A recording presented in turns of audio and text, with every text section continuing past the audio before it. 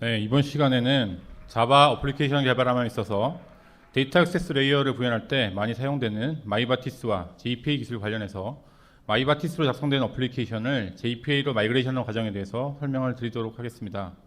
저는 발표를 맡은 NH 엔터테인먼트 두레이 개발실 신동민입니다. 반갑습니다.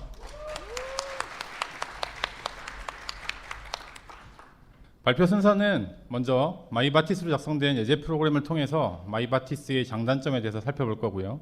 그런 다음 JPA가 무엇인지, 그리고 JPA를 왜 사용해야 되는지, JPA를 사용하면 어떤 점이 좋은지에 대해서 살펴보도록 하겠습니다. 그런 다음 마이바티스로 작성된 예제 프로그램을 JPA로 마이그레이션하는 과정에 대해서 단계별로 살펴보도록 하겠습니다.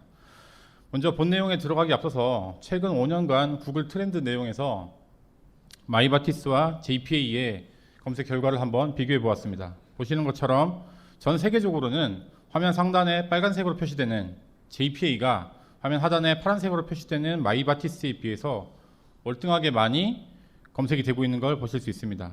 즉, 전 세계적으로는 마이바티스가 JPA에 비해서 훨씬 많이 사용되고 있다고 보실 수 있겠습니다. 하지만 이 결과를 지역적으로 살펴보게 되면요, 전 세계적으로 빨간색으로 표시되는 JPA가 전세적으로 가장 많이 참조되고 있는 걸 볼 수 있는 가운데 유독 우리나라와 중국만이 파란색으로 표시되는 마이바티스가 JPA보다 훨씬 더 많이 참조되는 걸 보실 수 있습니다. 그래서 우리나라에 한해서 이 마이바티스와 JPA의 구글 트렌드를 비교를 해보게 되면 이제 파란색으로 표시되는 마이바티스가 빨간색으로 표시되는 JPA보다 훨씬 더 많이 참조되는 걸 보실 수 있습니다. 하지만 최근에는 보시면 빨간색으로 표시되는 JPA가 마이바티스를 많이 따라잡고 있는 모습을 보실 수 있는데요. 추세상으로도 JPA 관련된 관심이 최근에 많이 증가한 걸 보실 수 있습니다. 그래서 최근에는 마이바티스가 여전히 많이 사용되고 있긴 하지만 JPA가 많이 관심도 측면에서 따라붙고 있는 것을 보실 수 있습니다. 그래서 그동안 마이바티스면 이제는 JPA를 한번 써봐야 될 때가 아닌가, 이렇게 조심스럽게 말씀드립니다. 이거 개그 포인트가 들어간 거예요. 네, 마이바티스로 많이 바티었으면 이젠 JPA를 한번 써봐야 될 때가 아닌가, 이렇게 생각됩니다. 자, 그럼 이제 마이바티스부터 한번 살펴보도록 하겠습니다. 자, 여기 오신 분들 중에서 현재 현업에서 실무에서 마이바티스를 사용하고 계시거나 사용해본 경험이 있으신 분 한번 손 들어보십시오. 네, 역시 많은 분들이 마이바티스를 사용해본 경험도 있으신데요. 잘 아시다시피 마이바티스는 JDBC를 좀 더 편하게 사용할 수 있도록 객체를 SQL이나 저장 프로시저와 매핑해주는 퍼시스턴트 프레임워크입니다. 한마디로 SQL 매퍼인데요. ORM과 비교를 해보면 ORM의 경우에는 자바 객체를 데이터베이스 테이블과 매핑을 하는데 비해서 마이바티스는 SQL 구문을 자바 메소드와 매핑을 해주게 됩니다. 그렇기 때문에 마이바티스로 작성을 하는 경우에는 SQL문을 직접 다뤄줘야 되게 되죠. 이런 마이바티스는 다른 프레임워크들에 비해서 굉장히 심플하다는 장점을 가지고 있습니다. 그리고 소스코드와 SQL이 분리되기 때문에 생산성을 높게 가져갈 수 있고요. 또 DBA와의 협업 등이 가능하기 때문에 작업 분배도 굉장히 용이합니다. 그리고 무엇보다 SQL을 직접 다룰 수 있다는 점이 마이바티스의 특징이자 장점이 되게 되는데요. 그렇기 때문에 이 마이바티스를 이용하게 되면 복잡한 쿼리를 작성한다든지 아니면 SQL 제공해주는 함수나 저장 프로시저들을 자유롭게 이용할 수 있게 되는 것이죠. 그래서 마이바티스는 아이바티스 시절부터 쭉 이어져 내려오는데 2010년에 아이바티스 3.0이 나오면서 마이바티스 이름을 바꾸게 됐죠. 그때 개편된 홈페이지 화면인데요. 보시면 상단에 New Home of the World Most Popular SQL Mapping Framework이라고 써져 있는 걸 보실 수 있습니다. 이만큼 마이바티스는 World Most Popular한 SQL 매핑 프레임워크였습니다. 자, 그렇다면 이렇게 많은 장점과 World Most Popular한 특징을 가지고 있는 마이바티스를 왜 JPA로 바꿔야 된다고 말씀을 드리는 걸까요? 이제 그 부분에 대해서 마이바티스로 작성된 예제 프로그램을 살펴보면서 하나씩 살펴보도록 하겠습니다.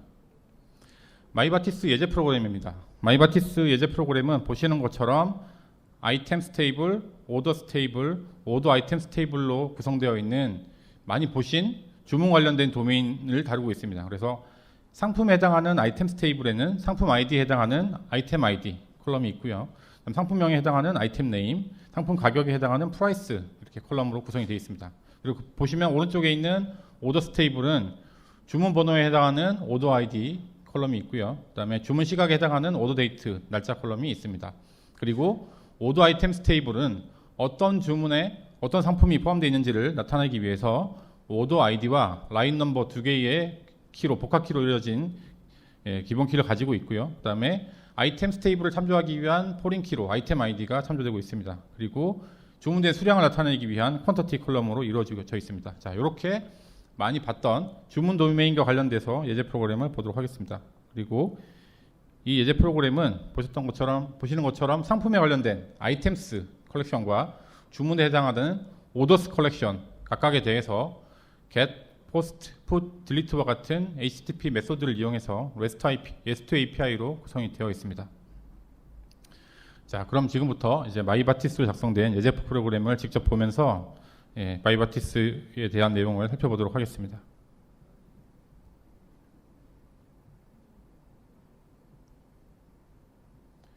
네, 보시는 마이바티스 예제 프로그램은 메이븐 프로젝트로 구성이 되어 있고요. 그래서 폼.xml 파일에 마이바티스를 이용하기 위해서 마이바티스가 의존성 라이브러리에 추가되어 있는 걸 보실 수 있습니다. 그리고 마이바티스를 직접 사용하기보다는 스프링과 함께 사용하기 위해서 마이바티스 연동 모듈이 설정되어 있습니다. 그리고 마이바티스를 설정하기 위해서 자바 컨피그 클래스에 설정이 들어가 있는데요. 보시면 여기 매퍼 스캔이라고 하는 어노테이션이 붙어 있는 걸 보실 수 있습니다. 이게 마이바티스 스프링 모듈에서 제공해주는 어노테이션으로서 여기 보시는 것처럼 com.nent.forward.mybatis2jpa.mapper라고 하는 패키지를 클래스 패스를 지정해주면 여기에 하위에 있는 인터페이스들을 자동으로 매퍼 인터페이스로 스캔해서 등록을 해주게 되어 있습니다. 그리고 하단에 보시면 데이터베이스를 이용하기 위한 데이터 소스가 빈으로 등록이 되어 있고요. 마이바티스의 경우에는 트랜잭션 매니저로서 데이터 소스 트랜잭션 매니저를 사용합니다. 데이터 소스 트랜잭션 매니저는 데이터 소스에서 제공해주는 트랜잭션 기능, 즉 커넥션에서 제공해주는 커밋이나 롤백 관련된 기능을 이용해서 트랜잭션을 관리해주게 되고요. 그 다음에 마이바티스 스프링 모듈에서 제공해주는 SQL 세션 팩토리를 생성하기 위해서 SQL 세션 팩토리 빈이 등록되어 있습니다. 잘 아시다시피 마이바티스에서는 SQL 세션을 이용해서 쿼리를 하게 되죠. 그래서 SQL 세션 팩토리 빈을 등록해주게 되는데 여기에 타입 얼라이언스 패키지로 보시는 것처럼 com.nent.forward.mybatis2jpa.model 클래스 패키지가 이렇게 지정이 되어 있습니다. 그래서 저 패키지 하위에 등록되어 있는 자바 모델 클래스를 SQL 매퍼에서 변환되는 결과와 매핑할 수 있도록 이렇게 타입 얼라이언스를 지정을 해놨습니다.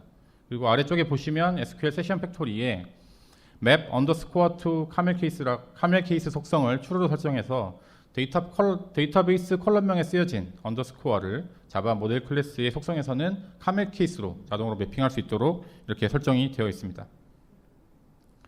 자, 이제 마이바티스의 경우에 앞서서 말씀드렸던 것처럼 SQL을 직접 다루는 게 가장 큰 특징이라고 했는데요. 그러면 실제 SQL을 사용한 SQL 내용을 보도록 하겠습니다. 먼저 item mapper.xml입니다.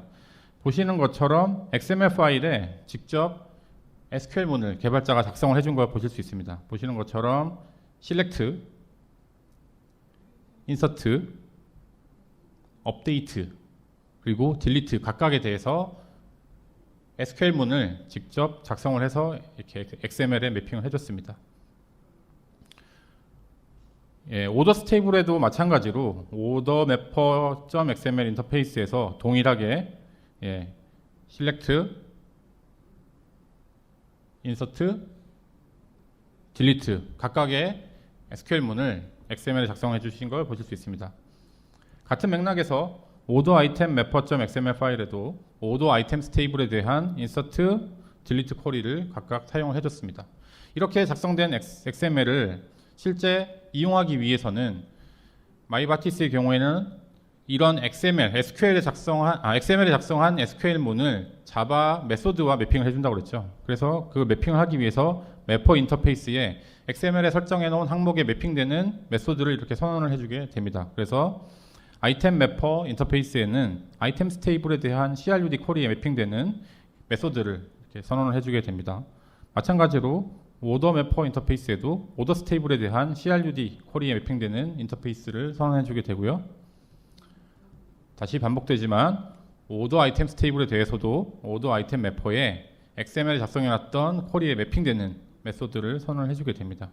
자, 이렇게 매퍼에 선언된 메소드는 서비스에서 직접 CRUD 각각에 해당하는 메소드를 호출함으로써 이용할 수 있는데요. 보시는 것처럼 아이템 매퍼에 get item, insert item, update item, delete item, CRUD 각각에 대해서 선언해 놓은 메소드를 호출함으로써 실제 서비스에서 이용을 할 수 있게 됩니다. 오더 서비스에서도 마찬가지로 똑같이 insert, update, delete, select 각각에 대한 쿼리를 매퍼 인터페이스에 선언하는 메소드를 이용해서 사용을 할 수 있게 되고요. 이제 페이지네이션을 구현하는 방법을 살펴볼 건데요. 페이지네이션을 구현하기 위해서는 컨트롤러에서 페이지 어떤 페이지에 대한 정보를 가지고 올 건지에 대해서 페이지 파라미터를 이용해서 그 정보를 컨트롤러에서 받아온 다음에 이걸 서비스에 전달을 하고 서비스에서는 매퍼를 이용해서 각각 카운트 쿼리와 리스트 쿼리를 호출해서 서비스단에서 페이징 로직을 직접 구현하게 됩니다.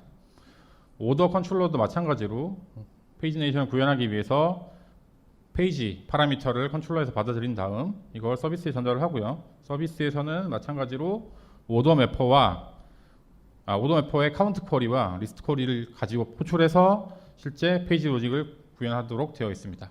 자, 이렇게 해서 마이바티스로 작성된 예제 프로그램을 다 살펴봤는데요.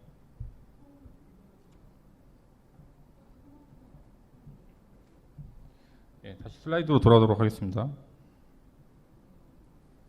네. 이 예제 프로그램, 마이바티스로 작성된 예제 프로그램을 보신 소감이 어떻습니까? 어떤 점을 느끼셨나요? 보시는 것처럼 마이바티스로 작성된 예제 코드 같은 경우에는 아이템스, 오더 아이템스 각각의 테이블에 대해서 인서트, 업데이트, 딜리트, 실렉트와 관련된 이런 CRUD SQL들을 개발자들이 직접 반복적으로 코드를 작성해 줘야 됐습니다.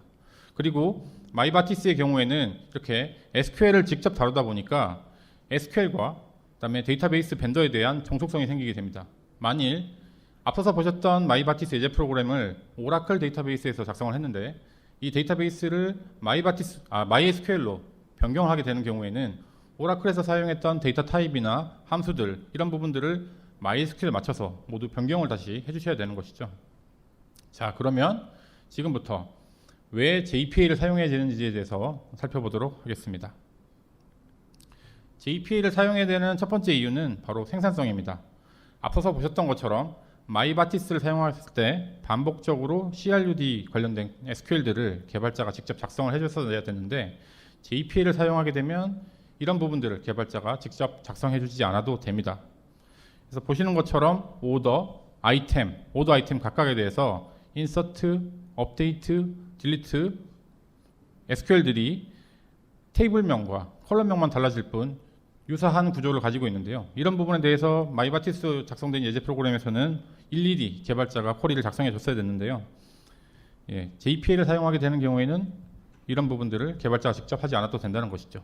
특히 스프링 데이터 JPA를 사용하게 되면 인터페이스 선언만으로도 쿼리 구현이 가능하기 때문에 관리 도구 등에서 가볍게 사용할 수 있는 CRUD 쿼리는 이런 JPA를 이용하면 손쉽게 대처가 가능할 수 있습니다. JPA를 사용해야 되는 또 다른 이유는 유지 보수의 편리성입니다. 보시는 것처럼 아이템 클래스에 카테고리라고 하는 필드가 새롭게 추가된 경우에 마이바티스를 이용하는 경우라고 하면 추가된 컬럼 각각에 대해서 인서트, 업데이트, 실렉트 각각의 SQL문에 추가되거나 삭제된 컬럼들을 일일이 수정해 줘야 되는 작업을 해줘야 되는데요. JPA를 이용하게 되면 JPA가 관리하는 모델인 엔터티에만 이 변경된 내용을 수정해 주시게 되면 JPA가 알아서 이런 CRUD 관련된 쿼리들을 작성해 주기 때문에 JPA를 이용하게 되면 이런 반복적인 작업들을 하지 않아도 됩니다.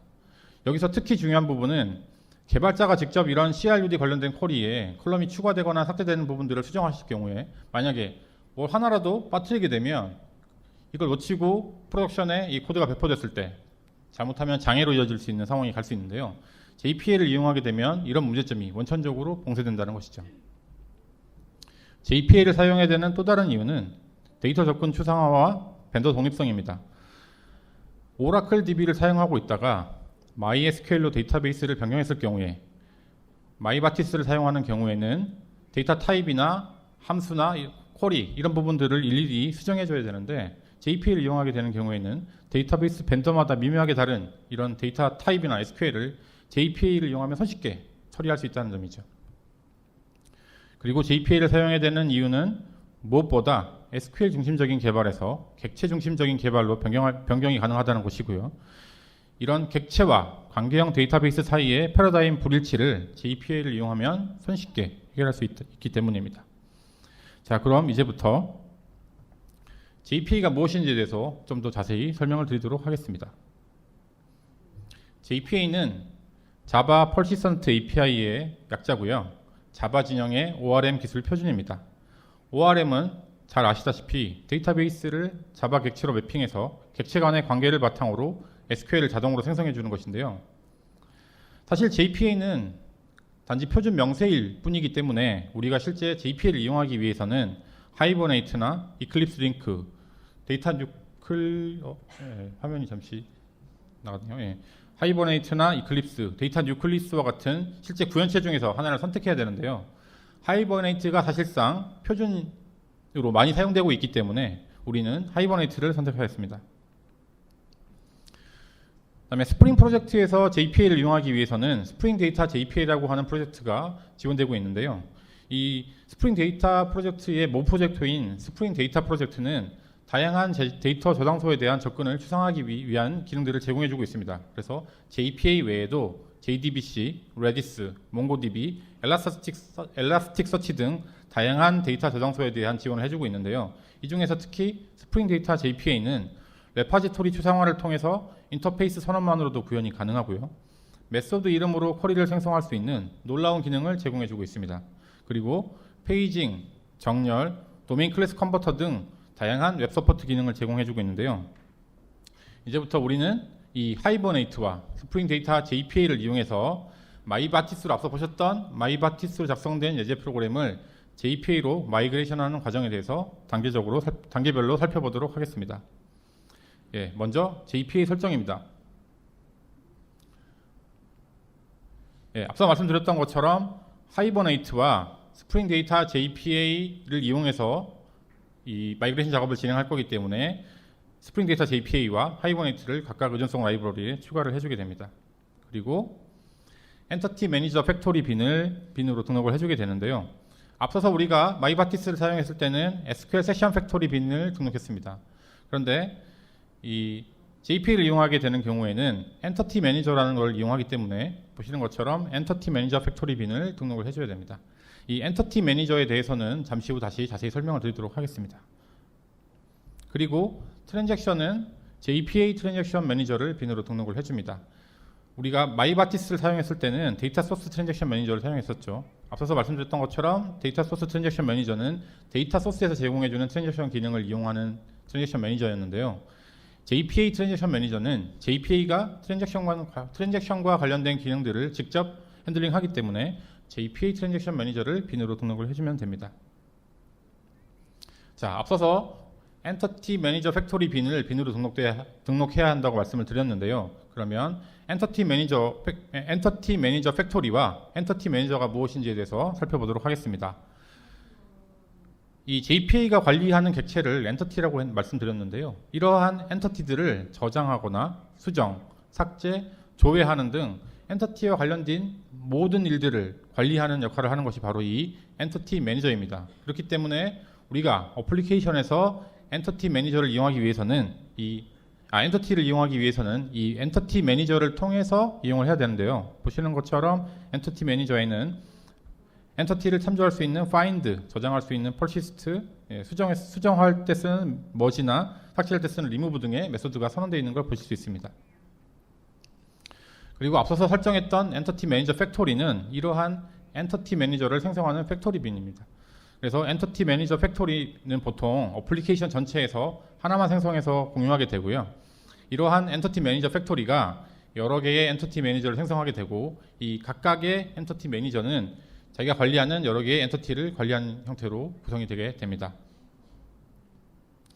자, 이제 엔터티 설정에 대해서 살펴보도록 하겠습니다. 앞서서 엔터티는 JPA가 관리하는 객체라고 말씀드렸습니다. 이 엔터티는 JPA를 이용해서 데이터베이스 테이블과 매핑할 클래스를 지정해주게 되는데요. 아래에 보시는 것처럼 여러 어노테이션을 이용해서 엔터티를 설정하실 수 있습니다. 아이템스 클래스에 매핑되는 아이템 엔터티 클래스를 예제로 말씀드리겠습니다.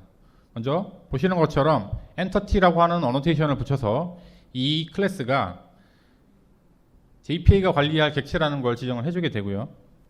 그 다음 테이블 어노테이션을 통해서 이 엔터티와 매핑될 테이블 이름을 지정해주게 됩니다. 여기서는 아이템스 테이블이죠.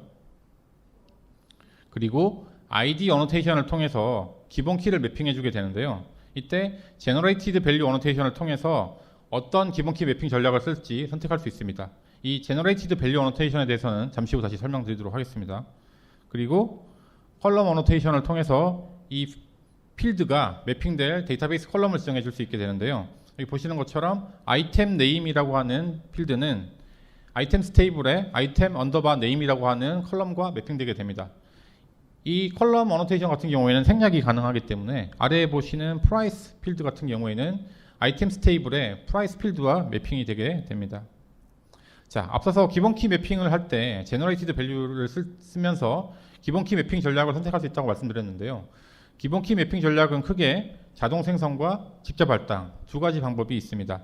자동 생성의 경우에는 체번 테이블을 사용하는 테이블 전략, 오라클처럼 데이터베이스 시퀀스를 사용하는 경우에는 시퀀스 전략, 그다음에 MySQL처럼 오토 인크리먼트 속성을 이용해서 기본 키를 생성하는 경우에는 아이덴티티 전략을 사용하시면 됩니다. 이때 오토 전략이라고 하는 전략이 있는데요. 이 오토 전략을 쓰시게 되면 선택한 데이터베이스 방언에 따라서 기본 키 매핑 전략을 자동으로 선택하게 됩니다. 여기서 데이터베이스 방언이라고 하는 부분은 앞서서 우리가 말씀드렸을 때 JPA는 DBMS의 독립적이라고 말씀드렸습니다. 그렇기 때문에 실제 사용하는 DB가 오라클인지 MySQL인지에 따라서 달라지는 부분들을 바로 이렇게 데이터베이스 방언이라는 용어로 표현하고 있는데요. 즉 오토 전략을 사용하게 되면 오라클 DB를 사용할 경우에는 시퀀스 전략을 사용하게 되고 MySQL DB를 사용하는 경우에는 아이덴티티 전략을 사용하도록 자동으로 선택해주게 되는 것입니다. 그리고 기본 키 매핑 전략을 직접 할당하는 경우에는 어플리케이션에서 직접 식별자 값을 할당해주면 됩니다. 이때 사용하는 게 Generated Value Annotation인데요.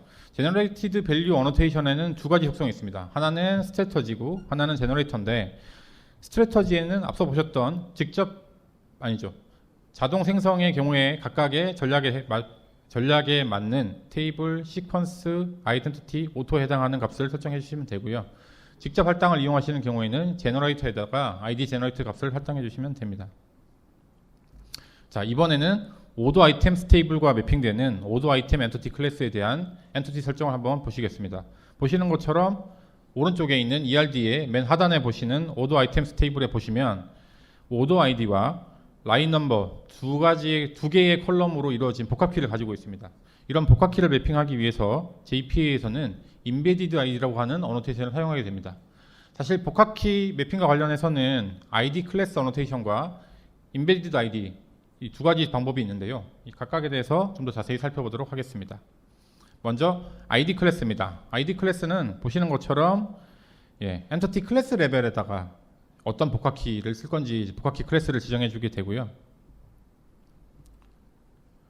앞서서 보셨던 Embedded ID 같은 경우에는 엔터티 클래스 필드에다가는 Embedded ID 어노테이션을 적용하고 이제 실제 복합키 식별자 클래스에다가는 클래스 레벨로 Embeddable 어노테이션을 붙여주게 됩니다.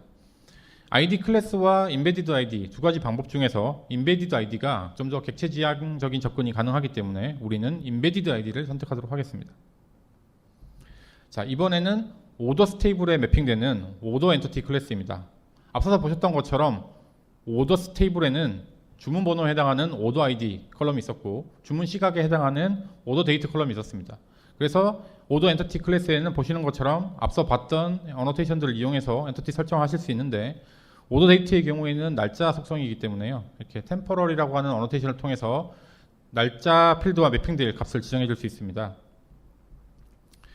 이제 이때 템포럴 타입을 지정해 줄 수 있는데 날짜 타입 컬럼과 매핑될 때 실제 날짜 정보만 매핑되는 경우에는 데이트 속성을 쓰시면 되고 시간 정보만 하고만 매핑할 경우에는 타임, 날짜와 시간 모두가 매핑할 때는 타임 스탬프 속성 값을 이용해 주시면 됩니다.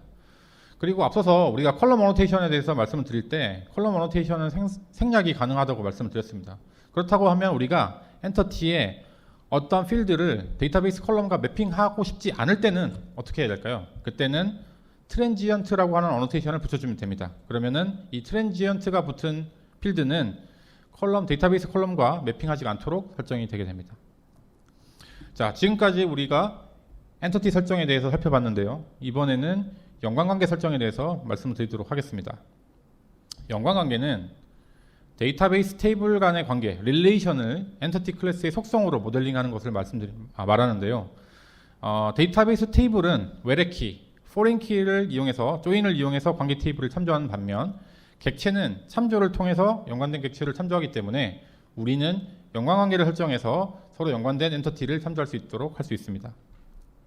그래서 이 연관관계를 설정할 때 외래키, 포린키를 매핑하기 위해서는 조인 컬럼이라고 하는 어노테이션을 사용하게 되고요. 이때 두 엔터티 간의 관계가 1대1 관계인지, 1대 다 관계인지, 다대1 관계인지, 다대다 관계인지를 나타내주기 위해서 각각에 대해서 one to one, one to many, many to one, many to many와 같은 어노테이션을 통해서 이런 다중성을 지정해 줄 수 있습니다. 자, 예제를 통해서 한번 살펴보도록 하겠습니다.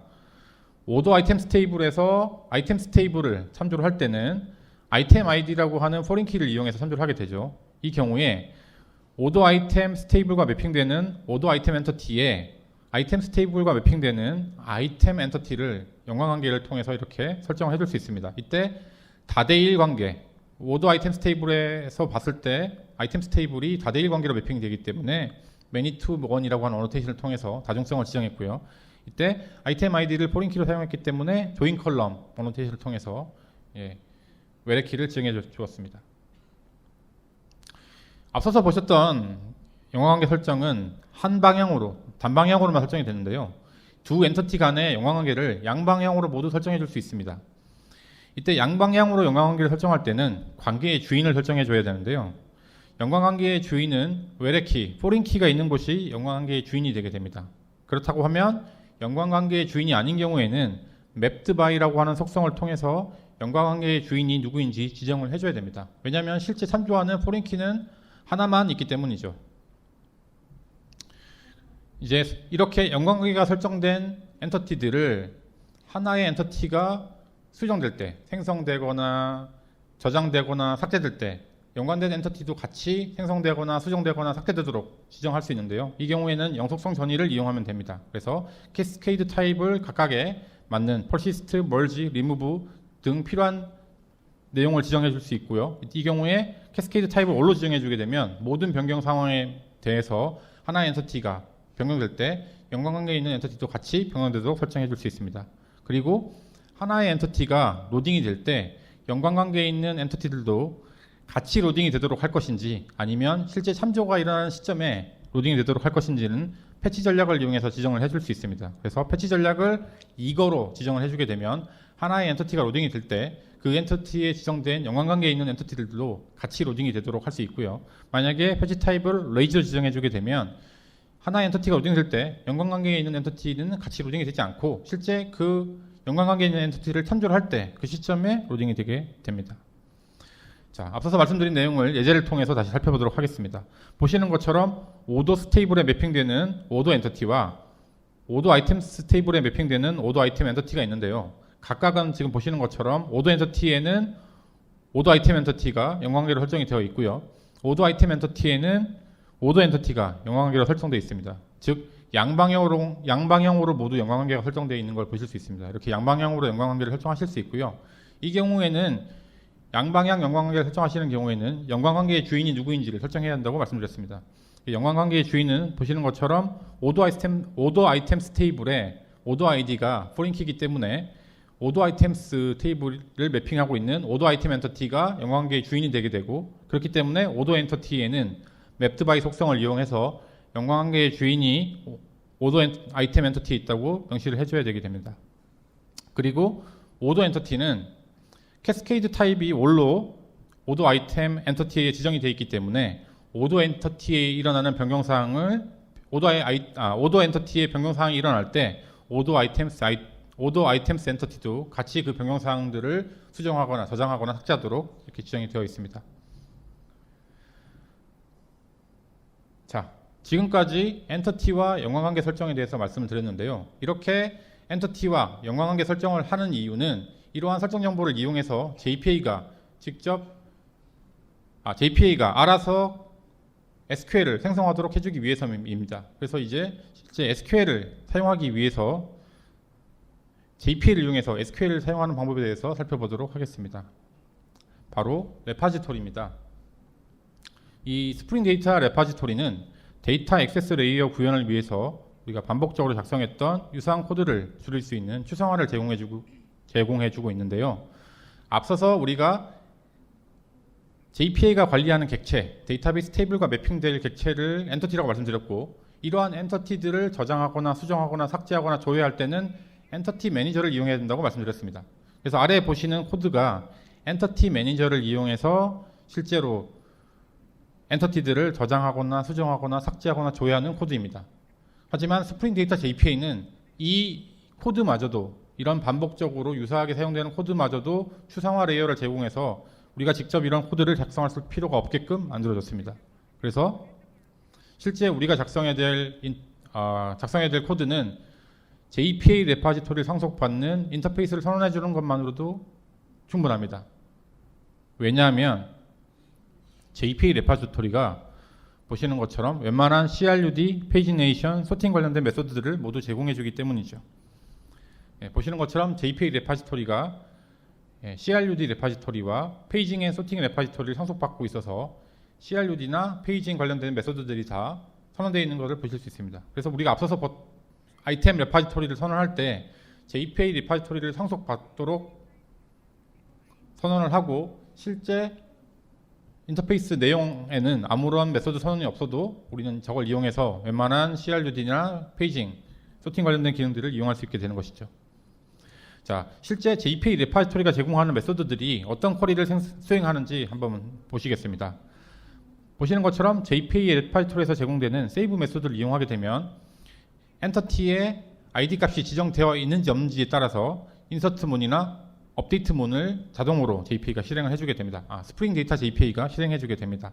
그리고 find one 메소드를 이용하게 되면 인자에 있는 ID를 조건으로 하는 select 쿼리가 실행이 되게 되고요. count 메소드는 count 쿼리가 실행이 되게 됩니다. 그리고 같은 맥락에서 delete 메소드를 호출하게 되면 인자에 있는 ID 조건을 하는 delete 쿼리가 실제로 실행이 되게 됩니다. 이뿐만 아니라 스프링 데이터 JPA는 메소드 이름으로 쿼리를 생성할 수 있는 놀라운 기능을 제공해 주고 있는데요. 아래에 보시는 링크에 선언되어 있는 이름 규칙에 맞춰서 인터페이스에 메소드를 선언해 주는 것만으로도 스프링 데이터 JPA가 자동으로 쿼리를 생성해 주게 됩니다. 화면에 보시면 빨간색으로 표시된 find by, like, exist by, and, count by, like 같은 부분들이 이름 규칙에 매핑되는 내용인데요. 거기에 실제 이 엔터티에서 사용되고 있는 필드들을 아이템 네임이라든지 이런 부분들을 이용을 해서 쿼리를 선언만 해줘도 JPA가 자동으로 쿼리를 생성해 주는 것이죠. 그래서 보시면 find item name like 라고 하는 메소드는 인자에 있는 아이템 네임을 조건으로 하는 select 쿼리가 발급되게 됩니다.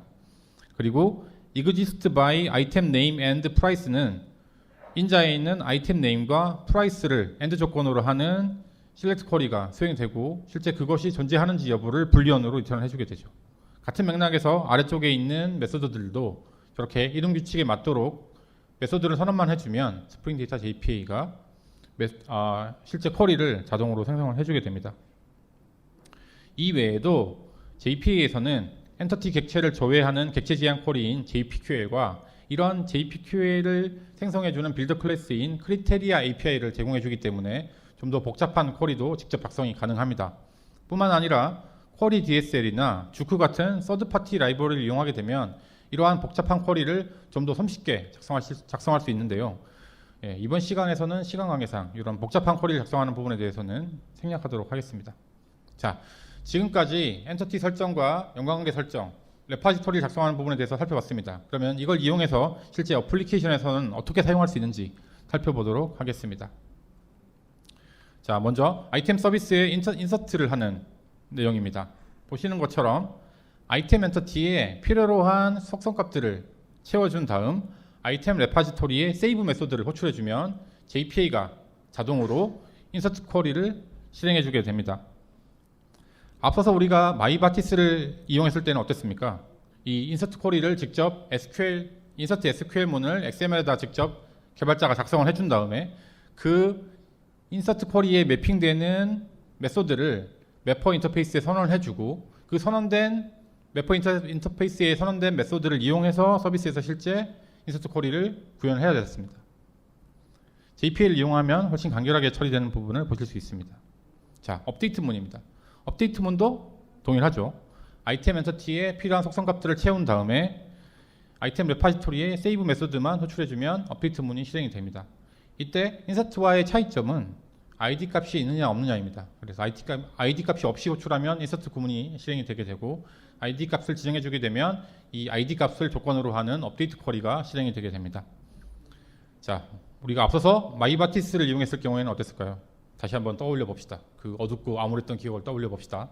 자, 우리가 XML에다가 직접 업데이트 쿼리를 한 땀 한 땀 이렇게 작성했습니다. 그죠? 그리고 그거에 매핑되는 매퍼 인터페이스에 매핑되는 메소드를 선언해줬습니다. 그리고 그 메소드를 이용해서 실제 서비스에서 업데이트 구문을 실행해야 됐습니다. 그렇죠? 딜리트는 어떨까요? 딜리트도 마찬가지로 아이템 레파지토리에 딜리트 메소드를 호출해주면 끝입니다. 마이바티스를 이용하는 경우는 어땠죠? 다시 한번 그 어둡고 암울했던 기억을 떠올려 봅시다. 어땠습니까?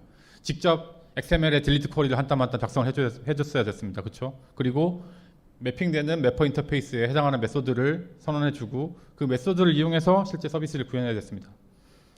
지금 말하는 저도 이렇게 지겨운데 듣는 여러분들은 얼마나 지겨우시겠습니까? 지금 하품하는 분들 많이 보이시는데 네. JPA를 이용하게 되면 이런 귀찮고 반복적인 작업들을 하지 않아도 된다는 것이죠. 이번에는 페이지네이션을 구현하는 방법에 대해서 살펴보도록 하겠습니다.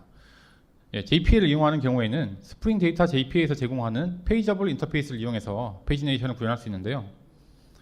페이저블 인터페이스는 스프링 데이터 프로젝트에서 제공하는 웹 서포트 기능 중에 하나로서 페이지네이션 정보를 추상화한 인터페이스입니다. 그래서 보시는 것처럼 페이지 넘버, 페이지 사이즈, 옵셋, 소트와 같은 페이징과 관련된 정보들을 다 이 페이저블 인터페이스가 가지고 있는데요.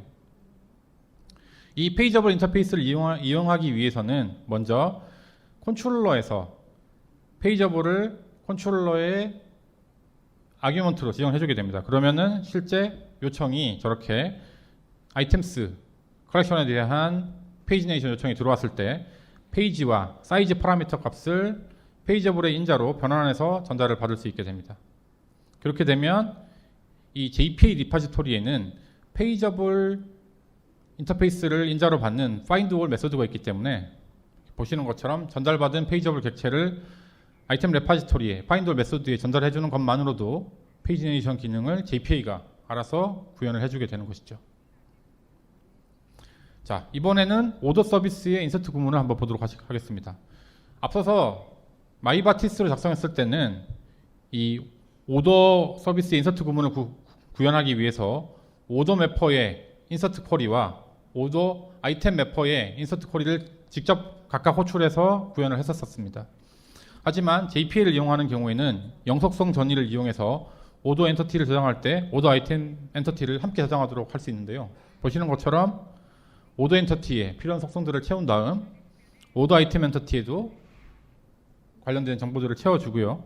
이때 오더 엔터티에 연관관계가 설정되어 있는 오더 아이템 엔터티에다가 관련된 정보를 설정해주고 오더 리파지토리의 세이브 메소드를 호출해주면 영속성 전이를 이용해서 오더 엔터티가 저장될 때 오더 아이템 엔터티가 함께 저장되도록 설정할 수 있습니다. 자, 마이바티스를 썼을 때는 어땠을까요? 다시 말씀 안 드리지 않겠습니다. 이 어둡고 암울했던 기억에 대해서는 다시 말씀드리지 않도록 하겠습니다. 예, 직접 우리가 일일이 SQL을 작성하고 이걸 선언하고 호출했던 부분들을 JPA를 이용하면 이런 반복적인 작업들을 하지 않아도 된다는 것이죠. 자, 지금까지 말씀드렸던 내용들을 한번 정리를 해보도록 하겠습니다. 마이바티스로 작성된 어플리케이션을 JPA로 마이그레이션하는 과정에서 우린 처음으로 JPA를 이용하기 위해서 스프링 데이터 JPA와 하이버네이트를 의존성 라이브러리에 추가했습니다. 그리고 엔터티 매니저 팩토리 빈과 JPA 트랜지션 매니저를 빈에 등록을 해줬죠. 그리고 나서 엔터티, 테이블, ID, 컬럼 등의 어노테이션을 이용해서 엔터티를 설정을 해줬고요. 그 후에 이 엔터티들 간의 연관관계를 조인 컬럼, 원투매니, 맨투원 등의 어노테이션을 통해서 연관관계를 설정해줬습니다. 이렇게 선언된 엔터티와 연관관계를 이용해서 실제 쿼리를 하기 위해서는 우리는 단지 JPA 레파지토리 인터페이스를 상속받는 레파지토리 인터페이스를 생성해 주면 끝이었습니다. 그리고 실제 어플리케이션에서는 이러한 엔터티와 레파지토리 그리고 스프링 데이터 JPA에서 제공해주는 페이저블과 같은 편리한 기능들을 이용해서 어플리케이션을 구현했습니다. 어떻습니까? 정말 놀랍지 않습니까? 박수 한번 주십시오. 와, 정말 대단하지 않습니까? 네. 그러면 이러한 JPA는 만병통치약일까요? JPA를 쓰면 모든 게 다 해결되는 걸까요? 네, 그렇지는 않습니다. JPA도 단점이 있는데요. 먼저 상대적으로 학습 곡선이 높다는 단점이 있습니다. 이게 아무래도 ORM 관련된 기술들과 JPA 관련된 매핑 등에 대해서 기본적인 지식이 있어야지 이용할 수 있기 때문에 상대적으로 높은 학습 곡선이 단점이 될 수 있습니다. 그리고 이 JPA가 이용하는 쿼리 랭귀지인 JPQL에는 분명 한계가 있습니다. 예를 들면 우리가 웨어 조건에 임시 테이블을 쓰는 인라인뷰라든지 이런 쿼리들을 JPQL을 이용해서는 쓸 수가 없습니다.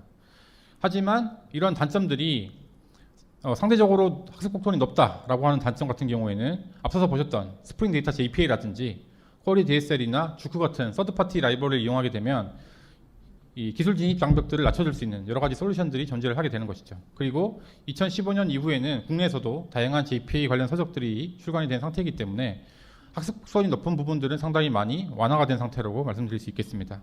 그리고 이 JPQL에서 쓸 수 없는 쿼리들 같은 경우에 JPA에서는 네이티브 SQL을 직접 쓸 수 있는 방법을 제공해주고 있습니다. 그래서 JPQL로 표현되지 못하는 쿼리들은 직접 SQL 작성해서 사용하실 수가 있고요. 그리고 이 JPA와 마이바티스라든지 JDBC 템플릿 같은 다른 데이터 액세스를 같이 혼용해서 사용하실 수도 있습니다. 그리고 최근에 많이 사용되고 있는 마이크로 서비스 같은 경우에는 CQRS라고 해서 커맨드와 쿼리를 분리하고 있는데요. 이렇게 JPA를 커맨드 용도로 한정돼서 사용하도록 이렇게 분리하는 방법도 가능합니다. 그래서 JPQL의 한계를 뛰어넘을 수 있는 방법들이 있기 때문에 JPA가 이런 단점이 있음에도 불구하고 그동안 마이바티스면 이제는 JPA를 한번 써봐야 될 때가 아닌가 이렇게 강력하게 주장하는 바입니다. 네, 이상으로 오늘 준비된 내용을 모두 마치도록 하겠습니다. 감사합니다.